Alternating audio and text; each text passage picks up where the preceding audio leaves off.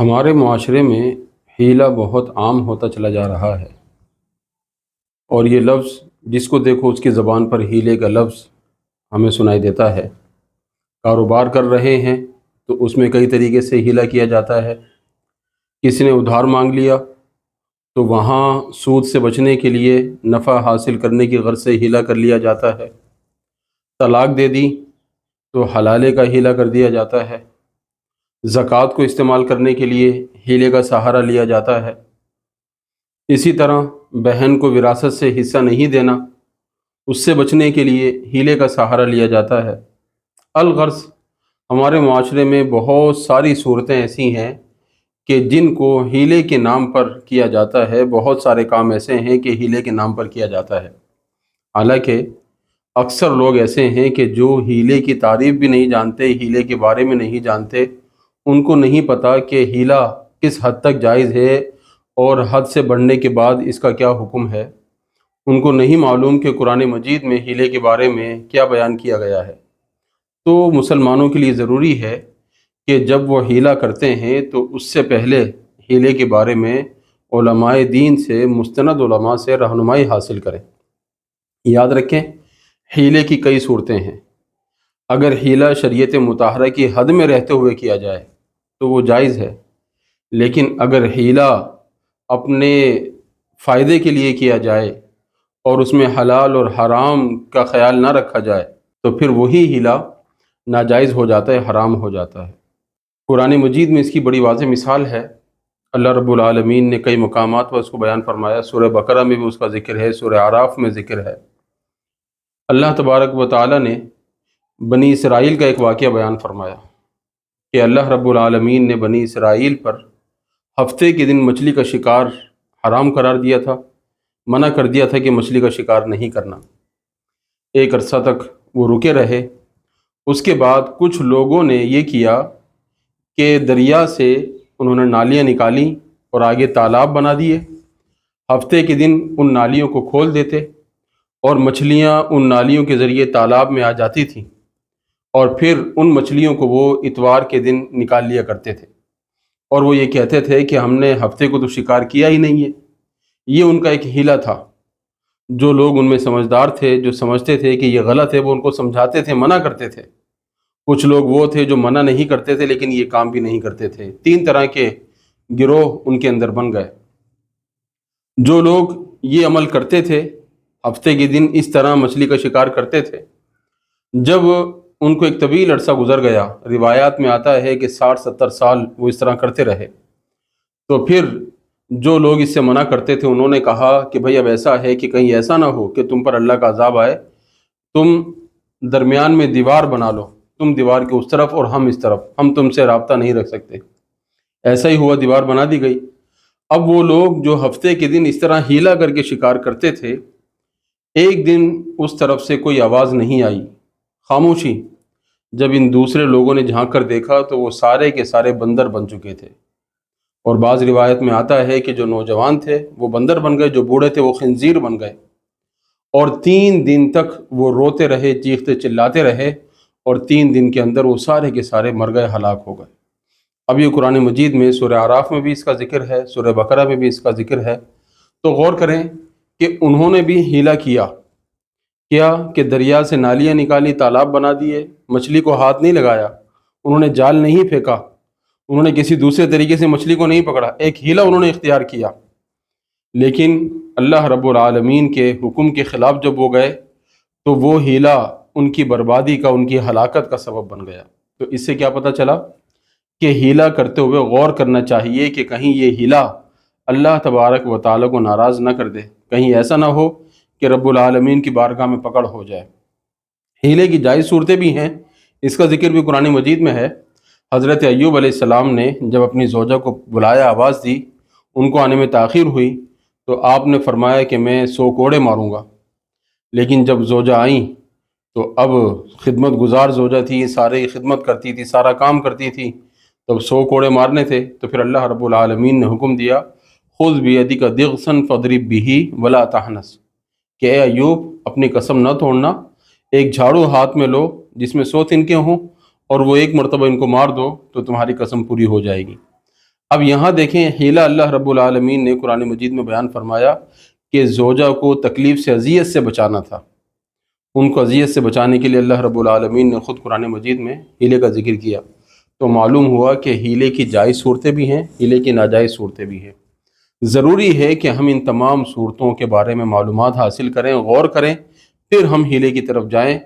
اگر خدا نہ خواستہ اپنی مرضی سے ہم نے ہیلا کیا تو پھر یہ ہمارے لیے بروز محشر بڑی سخت پکڑ کا سبب بن سکتا ہے، اور کچھ بعید نہیں کہ اللہ رب العالمین دنیا میں بھی مصیبت میں، تکلیف میں، پریشانی میں مبتلا کر دے۔ اب یہاں چند مثالیں میں پیش کروں گا۔ سب سے پہلے کاروبار کو لے لیجئے۔ کچھ لوگوں کے پاس پیسہ ہوتا ہے، انہیں کاروبار کرنا نہیں آتا، تو وہ کاروباری حضرات سے رابطہ کرتے ہیں کہ ہمارا پیسہ استعمال کریں۔ اب وہ تاجر حضرات ایک ہیلا کرتے ہیں کہ ان سے پیسے لے لیتے ہیں، مارکیٹ چلے جاتے ہیں، ان کے نام کا بل بنواتے ہیں، ان کے نام کا بل بنوا کے مال لے کر آتے ہیں، اور پھر وہ جناب اس کا سودا کرتے ہیں۔ تو یہ ایک ہیلا ہے، یہ شرعی طور پر درست نہیں ہے، اس سے بچنا ضروری ہے۔ شریعت مطہرہ کو جو پسندیدہ طریقہ ہے وہ یہ ہے کہ جس کے پاس پیسہ ہے وہ کاروباری حضرات کے ساتھ مداربت کرے، آپس میں نفع کے ساتھ نقصان کے ساتھ کاروبار کرے، شراکت داری کے ساتھ کاروبار کرے۔ اس طریقے سے ہمارے معاشرے میں بہت سارے کاروبار ہو رہے ہیں، اور کہا جاتا ہے کہ جناب ہم نے اس کو وکیل بنا کے بھیج دیا۔ یہ وکیل بنانا کیا ہوتا ہے؟ یہ بلا وجہ اپنے دل کو تسلی دینے والی بات ہوتی ہے۔ اگر خدا نہ خواستہ وکیل سے وہ مال راستے میں ضائع ہو جائے، ہلاک ہو جائے، تو کیا اس کو چھوڑ دیا جاتا ہے؟ نہیں، اس سے مطالبہ کیا جاتا ہے۔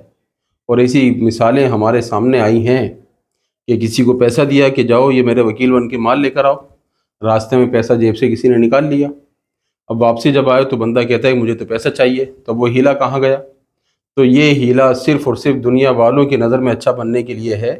اللہ رب العالمین کا خوف اگر ہو تو اس طرح کی کوئی حرکت نہ کی جائے۔ تو لہٰذا کاروبار میں اگر کسی کا پیسہ لگانا ہو تو علماء دین سے صحیح طریقے سے اس بارے میں رہنمائی لی جائے، پوچھا جائے، اور پھر اسی طریقے سے استعمال کیا جائے کاروبار میں پیسے کو۔ اس کی دوسری صورت، کوئی ادھار مانگتا ہے تو ادھار دینے کے لیے تیار نہیں ہوتے، حالانکہ ادھار کا ثواب اپنی جگہ ہے، ادھار کی فضیلت ہے۔ اگر کسی ضرورت مند کو ادھار دیا جائے تو روزانہ اتنی رقم صدقہ کرنے کا ثواب ملتا ہے، لیکن لوگوں کو نفع چاہیے۔ یہاں بھی وہ کیا کرتے ہیں، ایک شخص کہتا ہے کہ بھائی اگر آپ کو 50,000 روپے ادھار چاہیے تو ایسا کریں، میں آپ کو موبائل خرید کر دے دیتا ہوں 55,000 روپے کا، وہ موبائل آپ مجھ سے لے لیں، مجھے قسطوں میں 55,000 روپے دے دیجیے گا۔ موبائل کتنے کا ہے مارکیٹ میں؟ 50,000 کا، اب وہ دیا ہے 55,000 کا۔ اب جناب وہ بندہ موبائل لے لیتا ہے، موبائل کسی اور کو بیچ دیتا ہے، اس کے بعد پھر وہ جناب اس کو 50 کے بجائے 55,000 روپے دیتا ہے۔ حالانکہ سیدھی سی بات ہے کہ سود کا سلسلہ ہے، سود کو، حرام کو حلال کرنے کی کوشش ہے، اس میں حرام کو حلال کیا جا رہا ہے، تو شریعت مطہرہ اس کو پسند نہیں کرتی۔ مجبوری اگر ہے، کوئی واقعی مسئلہ ہے تو اس کی حد تک تو اس کو دیکھا جا سکتا ہے مسئلے کو، لیکن اب اس کا کیا ہوا؟ یہ مسئلہ علماء نے کتابوں میں بیان کیا، لیکن ضرورت کی حد تک کہ واقعی کوئی ایسی مجبوری، ایسی ضرورت آ جائے کہ بندے کے لیے نکلنا مشکل ہو جائے، تو ضرورت کی حد تک یہ بیان کیا۔ مثال کے طور پہ ایک شخص نے کسی کے دینے ہیں 50,000 روپے، اس کے پاس انتظام نہیں ہو رہا، اب وہ جناب اس کو خطرہ ہے کہ جس کے پیسے دینے ہیں اس نے اس کو بند کرا دینا ہے تھانے میں، اس نے اس کے خلاف FIR کٹوا دینی ہے، یا اس کو جانی طور پر نقصان پہنچا دینا ہے۔ اب وہ کسی سے مانگتا ہے، کوئی دینے کے لیے تیار نہیں ہے۔ اب کوئی شخص کہتا ہے کہ بھائی ٹھیک ہے میرے پاس ہیں پیسے، لیکن میں تمہیں 50 کے بجائے 55,000 کا یہ موبائل دوں گا، یہ تم لے لو، اور تم مجھے 55,000 روپے واپس کرو گے۔ تو اب اس صورت میں وہ شخص چونکہ پھنس چکا ہے، مجبور ہے، تو یہاں شریعت اس کو اجازت دیتی ہے کہ اپنی جان چھڑانے کے لیے وہ ایسا کر لے، لیکن جو شخص ادھار دے رہا ہے اس کے لیے یہ طریقہ غیر مناسب ہے، اس کو بچنا چاہیے۔ لیکن ہمارے معاشرے میں کیا ہے، کئی لوگ ہمارے سامنے آئے کہ جنہوں نے یہ معمول بنا لیا، وہ جناب موبائل خریدتے ہیں ادھار قسطوں پہ، آگے بیچ دیتے ہیں، پیسہ آتا ہے اس کو استعمال کرتے ہیں، پھر جب پیسہ دینے کا وقت آتا ہے دوسرا موبائل لے لیتے ہیں اور اس کو پھر آگے بیچ کے پھر وہ ادھار اتارتے ہیں۔ تو اس طرح کئی لوگوں کو قرض کی دلدل میں پھنسے ہوئے دیکھا ہے، جس سے نکلنا یہ ضروری ہے، لیکن جب شریعت کے خلاف چلیں گے تو پھر اس میں بچت کیسے ہوگی، اس سے نجات کیسے ہوگی۔ اسی طرح زکوٰۃ کے معاملے کو لے لیجیے، زکوٰۃ کہاں استعمال کی جائے؟ قرآن مجید میں اس کو بیان کر دیا اللہ تعالیٰ نے کہ غریبوں کا حق ہے، مستحقین کا حق ہے۔ 8 مصارف اللہ رب العالمین نے قرآن میں بیان کیے۔ اب مدارس میں زکوٰۃ استعمال ہوتی ہے تو وہاں ہیلہ کیا جاتا ہے، کیونکہ پہلے زمانے میں مدارس حکومت کے زیر سرپرستی چلتے تھے، حکومت اس کا خرچہ پورا کرتی تھی، اور آج کل حکومت مدارس کا خیال نہیں کرتی، اور مدارس کا اور کوئی دوسرا ذریعہ آمدنی بھی نہیں ہوتا، تو اس لیے پھر زکوٰۃ وغیرہ وصول کر کے اس کا ہیلہ کیا جاتا ہے اور زکوٰۃ کو استعمال کیا جاتا ہے۔ لیکن یہاں بھی ضرورت ہے اس چیز کو سمجھنے کی، جو مدارس کے محتممین ہیں وہ اس بات کا خیال رکھیں کہ زکوٰۃ کا جو انہوں نے ہیلہ کیا ہے وہ پیسہ ضرورت کی جگہ ہی استعمال ہونا چاہیے۔ ایسا نہیں ہے کہ ہیلہ کرنے کے بعد اب وہ پیسہ ان کے لیے کلی طور پر حلال ہو گیا، جائز ہو گیا، جہاں چاہیں جیسے چاہیں استعمال کریں، ایسا نہیں ہوگا۔ اپنے اساتذہ کو تنخواہیں کم دیں، اور خود محتممین، منتظمین، انتظامیہ اپنے دفاتر میں ایسی لگا کر بیٹھ جائے انہیں زکوٰۃ کے پیسوں کا ہیلہ کرا کے۔ مدارس میں بچوں کو کھانے پینے کی جو سہولیات ہیں وہ صحیح طریقے سے حاصل نہ ہوں، اور جناب جو منتظمین ہیں وہ زکوٰۃ کے پیسے کا ہیلہ کر کے گاڑیاں خرید لیں اور گاڑیوں میں وہ سیر و تفریح کرتے پھریں، تو اس چیز کی اجازت نہیں ہے۔ بلکہ مدارس میں جتنی رقم کی ضرورت ہے اتنی ہی رقم زکوٰۃ کی وصول کی جائے، اس کا ہیلہ کر کے اس کو استعمال کیا جائے۔ اگر زیادہ رقم وصول کی تو اس کو پھر زیادہ اچھے انداز میں مدارس میں استعمال کیا جائے، طلبہ کے لیے سہولیات حاصل کی جائیں، اساتذہ کی تنخواہیں بڑھائی جائیں، اس طریقے سے اس کو کیا جائے۔ تو یہ مدارس ہوں یا دیگر ادارے جو بھی عوام کی خدمت کے لیے ہیں، زکوٰۃ وغیرہ وصول کرتے ہیں، ان کو چاہیے کہ وہ اس طرف توجہ کریں۔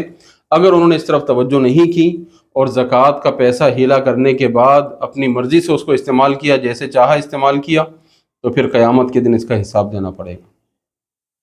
استاد کے پاس اتنے پیسے نہ ہوں کہ وہ ایک سوٹ خرید سکے، اور زکوٰۃ کے پیسے کا ہیلہ کر کے مدرسے کے دفتر میں جناب بہترین قسم کا شاندار قالین بچھا دیا جائے، دیواروں پر شاندار قسم کا رنگ و روغن کرا دیا جائے، ایسی لگا دیا جائے، تو اس طرف توجہ کرنے کی ضرورت ہے۔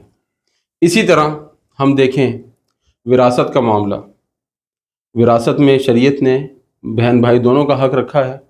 اب کیا کہا جاتا ہے کہ بہن نے جناب معاف کر دیا، عجیب بات ہے، یہی سنتے آتے ہیں بہن نے معاف کر دیا، کبھی یہ نہیں دیکھا کہ بھائی نے بھی معاف کر دیا ہو۔ یہ ایک ہیلہ ہے، ہیلے کا سہارا لیا جاتا ہے، بہن نے معاف کر دیا۔ بہن ضرورت مند ہے، بہن غریب ہے، لیکن پھر بھی وہ معاف کر رہی ہے، کیوں؟ اس کو پتہ ہے نہیں معاف کروں گی تو دنیا والے کیا کہیں گے۔ یہ ضروری ہے، بھائی کے اوپر لازم ہے کہ وہ بہن کو رقم ادا کرے، اس ہیلے سے اس کا کوئی گزارا نہیں ہونے والا ہے۔ ہاں واقعی بہن پیسے والی ہے، اور بہن کی جہاں شادی ہوئی ہے وہ اچھے کھاتے پیتے لوگ ہیں، ان کے پاس اچھی سہولیات ہیں، اور بھائی غریب ہے، پھر بہن کہتی ہے بھائی ٹھیک ہے میں نے اپنا حصہ بھائی کو دیا، تو بات سمجھ میں آتی ہے۔ لیکن بہن خود غریب ہے، بھائی لاکھوں میں کھیل رہا ہے، پھر بھائی کہے کہ جناب بہن نے تحفے میں دے دیا، بڑی عجیب بات ہے۔ تو یہ زبردستی کے ہیلے ہیں، ان ہیلوں سے بچنا یہ ہر مسلمان کے لیے ضروری ہے۔ تو خدارہ اس طرف توجہ کریں، کسی بھی معاملے میں ہیلہ کرنا ہو، کاروبار کے معاملے میں ہیلہ کرنا ہو، زکوٰۃ کے معاملے میں ہیلہ کرنا ہو، وراثت کے معاملے میں کوئی بات ہے، تو پہلے علماء سے رہنمائی لیں، پہلے اس کے بارے میں غور کریں، کہیں ایسا نہ ہو کہ یہ ہیلہ گلے میں پڑ جائے۔ یہاں تو چند دن کے مزے لے لیں گے، لیکن بروز معاشر پھر اس کا جو وبال ہوگا وہ پھر ایسا ہوگا کہ وہاں چھٹکارا بڑا مشکل ہو جائے گا۔